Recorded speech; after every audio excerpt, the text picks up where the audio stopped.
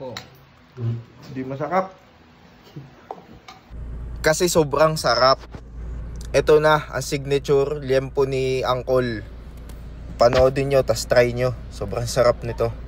Ketchup, kasunod nung oil, tapos brown sugar. Yan, ito yung gagawin. Ito yung pangpahid niya sa liempo. Basting ata yun, di ko alam tawag. Tas toyo. Yan, mix lang. Hindi na niya pinakita kung ano yung ginamit niya pambabad dun sa liempo niya, pang marinate niya. Kasi secret recipe niya daw yun. Kasi si Uncle, nagtitinda to ng mga inihaw dati sa Lucena. Chicken inasal, pork liempo, yan. Madami suki yan si Uncle. Kasi masarap naman talaga. Kaso lang minsan hilaw yung chicken inasal. Umay. Tapos wag niyong tipidin sa paglagay ng basting sauce. Kada baliktad nyo, pahidan nyo. Para kapit na kapit yung lasa. Para solid. Pwede nyo to hapunan, tanghalian, pulutan. Sarap. Solid. Ito ang gayahin nyo, sure to. Gaganahan kayong kumain. Wala munang bash tong voiceover na to kasi masarap naman talaga. Nagustuhan ko siya.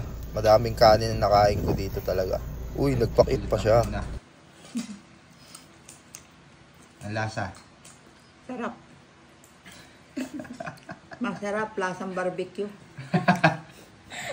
Kinain mo yung gulay? Hindi ganun. Kala ko yung gulay.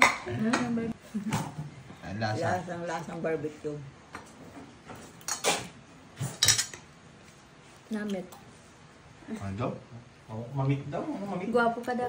Yun pala yun. Gwapo ka pala. Namit. Sarap. Yung sinabi ni Linda Atros. Gwapo ka daw. Sa paningin niya. Yung pala yun. Sana all. Yung pala ang mamit. Ano, kinikilig na naman si Ate Hindi Linda. na nakatikim. Sarap. Namit. Wasabi, anong masasabi mo sa luto ni Raynon? Hindi, joke lang luto na inihaw ko. Harap. Alam niyo ng mga suki ko sa Lucena. Yung aking inihaw na liempo. Hindi masarap. What happened, Lindy?